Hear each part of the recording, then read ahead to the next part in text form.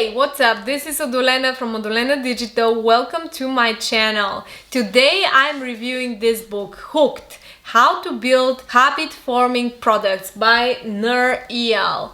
Welcome to the channel. Be sure to subscribe. Every Sunday I share a new video on book reviews, business courses, everything that I'm doing, as well as some tips on Facebook and Google Ads. I work for Google as a Google Ads specialist, but everything that I'm sharing here is my own personal opinion. Do you know that 79% of smartphone users check their phone 15 minutes after waking up?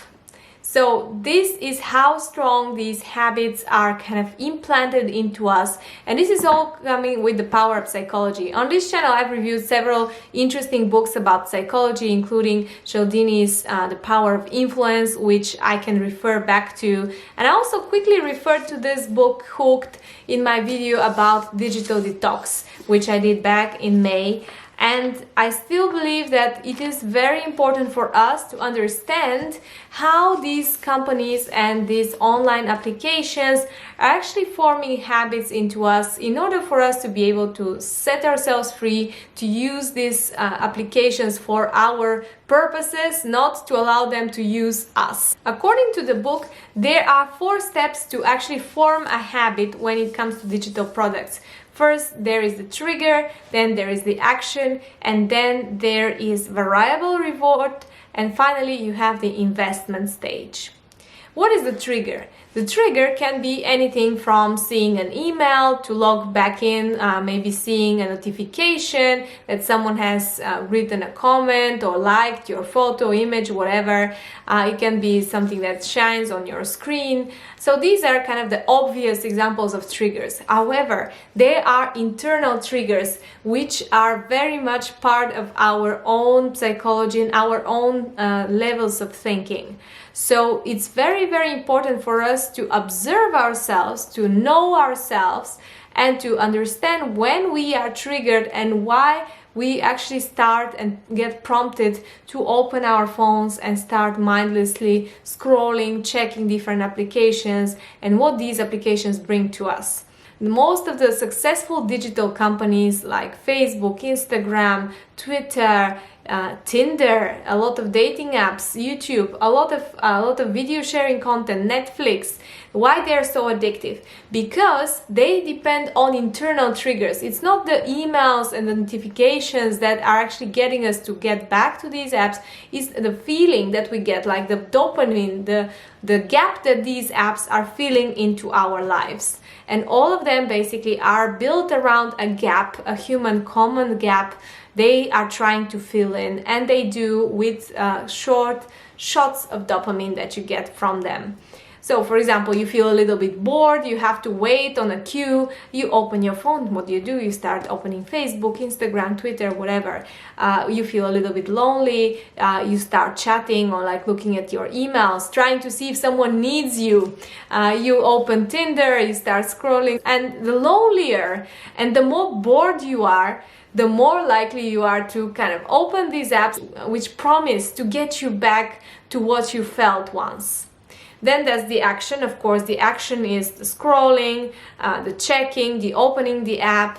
Here comes actually something very important when it comes to the user design of these applications and websites is the feed. So the invention of the feed is basically what makes these products so addictive and so interesting for us, because the feed is basically limitless. If you look at the folds of one Facebook feed or Instagram feed, this is more than 10 scrolls down. So it's so long. It's like, compare it to a normal web page of a website, let's say of a company, it's huge. It's really, really long. And the feed, the purpose of the feed is one and only to get you this reward. And what's very important to the next step is that this reward is variable. They did actually experiments with pigeons. So when you allow a pigeon to get some food, when they peck on a button, they get used to it, right? But then what you do to make the pigeon crazy is that sometimes when they pick the button, they might get some food, sometimes they might not. And this is driving also us crazy with our psychology, which is very similar to a pigeon one, when we get a variable reward. Sometimes you get some likes, you find something really cool, and there are these moments where you got this dopamine, so you come back to search for more. Sometimes you might find it, sometimes you might not find it, and you never know. So this is what gets you keep coming and coming to these apps and to these products, because you have a variable reward. If the reward was always sure, then it's not so exciting. But actually, if this is a variable reward, then this can actually get us really, really hooked. And finally, there is the investment. So when we talk about investment, an investment can be a material investment in money, or it can be something different. So again, from psychological point of view, here we have the rule of consistency. If you've read the book of Cialdini, Power Influence, I very much recommend it, because these principles are described there, and they've been used by salespeople from the beginning of sales. When someone is asking you, let's say, can I have 10 minutes of your time? Can I have 2 minutes of your time? Okay, you agree for 2 minutes. Then can I ask you a few questions? You start answering the questions, and in the end you end up buying something from them, because you've spent so much time that for you to justify the time that you have spent answering the questions, you want to buy actually the product. So this is how it works, because in our brain we have to justify ourselves. We have to set free ourselves from the internal guilt that we feel when we are using these kind of addictive products.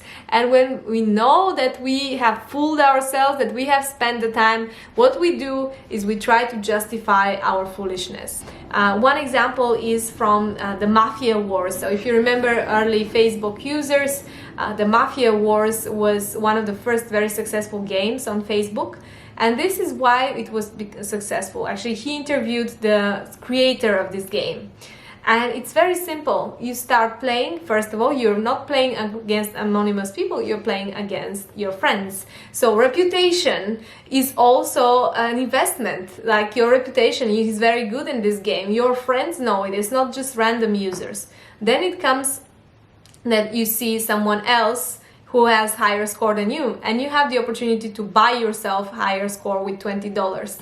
What you do, you pay for this, and essentially you feel even more stupid, because you spend so much time, you wasted so much time, and now you spend also $20 on it. So for you to justify your investment of time and money, you're gonna spend even more time into the app, into the game, in order for you to justify it. And this is in a weird cycle of thoughts that goes on when we are doing these kind of things. But these companies know very well what happens in humans' head, and they are cashing on this one. So it's very important for you to monitor the investment that you're doing into these apps and think realistically, is that a worthy investment, and do I have to justify it? Maybe I don't have to justify it always.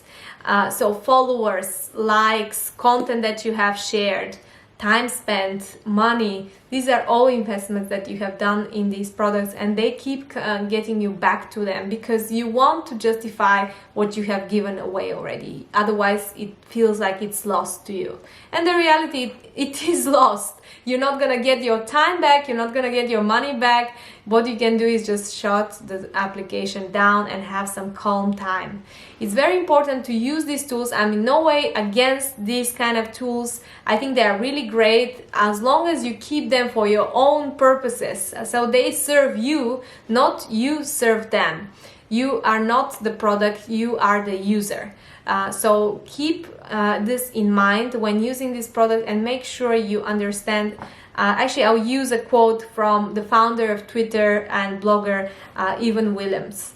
So he says that the internet is basically a giant machine designed to give people what they want. And you always think that the internet is giving something new, and people want to do something new with the internet. But the reality is that people want to do the same things that they've always done. So gossiping, hooking up, spending some time, entertainment, is the same things, but in digital form. And then what you do with your apps is basically to scratch that itch, that common itch that people do. So you can either use this book to design the next hooking product and basically replicate the success of these companies, or you can use it to free yourself and to have some more time for yourself, to break your addiction from online justification, from spending time, from investing your time, money, and content into this, and move it to something more practical. Get these products to serve you. This is all from me for today. Thank you so much for watching. I hope you enjoyed this video. Please subscribe to this channel, and I'll be back with a new video next Sunday.